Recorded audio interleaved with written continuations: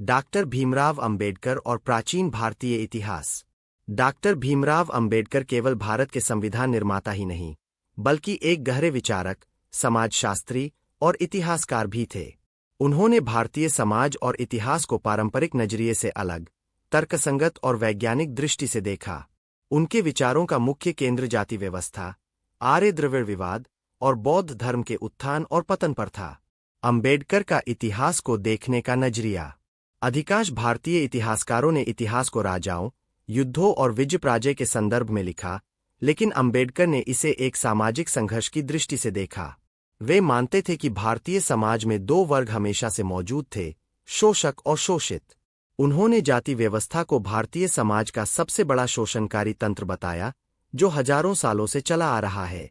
उन्होंने यह भी कहा कि इतिहास को ब्राह्मणवादी दृष्टिकोण से लिखा गया है, जिससे दलितों और पिछड़े वर्गों का सच सामने नहीं आया। यदि भारत में जाति प्रथा प्राकृतिक होती, तो यह दुनिया के अन्य हिस्सों में भी पाई जाती। लेकिन ऐसा नहीं है, जो यह दर्शाता है कि इसे मानव निर्मित किया गया था और इसे बदला जा सकता है। आर्य द्रविड़ सिद्धांत और अंबेडकर का विश्लेषण। क्या है आर्य द्रविड़ सिद्धांत? ब्रिटिश और कुछ भारतीय इतिहासकारों ने यह सिद्धांत दिया कि आर्य लोग मध्य एशिया से आए और उन्होंने भारत के मूल निवासियों द्रविड़ों को दक्षिण की ओर खदेड़ दिया। यही आर्य आगे चलकर ब्राह्मण, क्षत्रिय और वैश्य बने और द्रविड़ों को शूद्र व अछूत बना दिया गया। अंबेडकर ने इस सिद्धांत को क्यों नकारा? अंबेडकर का मानना था कि यह सिद्धांत ब्राह्मणवादी और औपनिवेशिक इतिहासकारों द्वारा फैलाया गया झूठ था। उन्होंने इसे नकारते हुए कहा, आर्य कोई बाहरी जाति नहीं थी। भारत में आर्यों के बाहर से आने का कोई ठोस ऐतिहासिक या पुरातात्विक प्रमाण नहीं है। आर्य और द्रविड़ एक ही भूमि के लोग थे।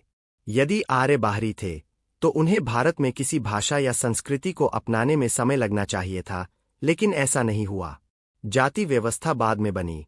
यदि आर्य बाहरी थे और उन्होंने जाति व्यवस्था लागू की, तो वे खुद को सर्वोच्च जाति में क्यों रखते?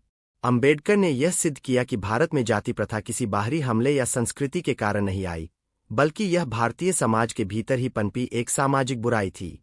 डॉक्टर अंबेडकर का सबसे बड़ा योगदान जाति व्यवस्था की ऐतिहासिक व्याख्या और उसकी आलोचना था। मनुस्मृति और जातिवाद। अंबेडकर ने अपनी पुस्तक जाति का विनाश, अनाइलेशन ऑफ कास्ट, में कहा कि जाति व्यवस्था कोई प्राकृतिक या ईश्वरीय आदेश नहीं थी, बल्कि यह मनुष्यों द्वारा बनाई गई थी।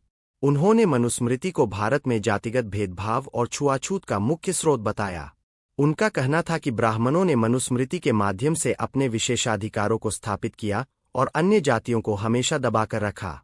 अंबेडकर ने अपनी पुस्तक शूद्र कौन थे, हु वर द शूद्रास, में यह तर्क दिया कि शूद्र पहले क्षत्रिय जाति के योद्धा थे, लेकिन ब्राह्मणों ने साजिश करके उन्हें नीचा दिखाया। धीरे धीरे वे समाज के सबसे निचले पायदान पर धकेल दिए गए और अछूत बना दिए गए।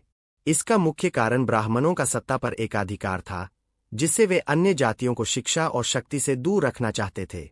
जाति व्यवस्था शोषण का हथियार थी, जिसे समाज के एक छोटे से तबके ने अपनी सत्ता बनाए रखने के लिए बनाया था। इसका धर्म से कोई संबंध नहीं था, बल्कि यह पूरी तरह सामाजिक और राजनीतिक नियंत्रण का साधन थी। बौद्ध धर्म और उसका पतन।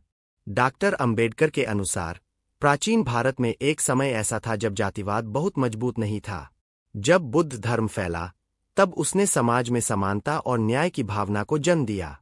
बुद्ध ने ब्राह्मणों की श्रेष्ठता को चुनौती दी और समाज के सभी वर्गों को ज्ञान प्राप्त करने की अनुमति दी। लेकिन बाद में बौद्ध धर्म का पतन हुआ और इसके साथ ही जाति व्यवस्था फिर से मजबूत हो गई। बौद्ध धर्म के पतन के कारण ब्राह्मणों ने षड्यंत्र रचा। उन्होंने राजाओं और शासकों के साथ मिलकर बौद्ध धर्म को खत्म करने का प्रयास किया। बौद्ध मठों का विनाश। गुप्त काल में बौद्ध मठों को नष्ट कर दिया गया और बौद्ध भिक्षुओं को मार दिया गया। हिंदू धर्म का पुनरुद्धार। धीरे धीरे बौद्ध धर्म के तत्वों को हिंदू धर्म में समाहित कर लिया गया। अंबेडकर ने कहा कि अगर बौद्ध धर्म जीवित रहता, तो भारत में जाति व्यवस्था इतनी मजबूत नहीं होती। अंबेडकर के ऐतिहासिक दृष्टिकोण का प्रभाव। डॉक्टर अंबेडकर के ऐतिहासिक दृष्टिकोण ने भारतीय समाज पर गहरा प्रभाव डाला। उन्होंने जाति और वर्ण व्यवस्था के झूठे धार्मिक आधार को उजागर किया। उन्होंने बताया कि जाति व्यवस्था को सत्ता बनाए रखने के लिए कृत्रिम रूप से तैयार किया गया था। उन्होंने हिंदू धर्म की आलोचना करते हुए बौद्ध धर्म अपनाया और लाखों अनुयायियों को भी प्रेरित किया। डॉक्टर अंबेडकर ने भारतीय इतिहास को पारंपरिक दृष्टि से अलग, एक वैज्ञानिक और तर्कसंगत तरीके से समझाया।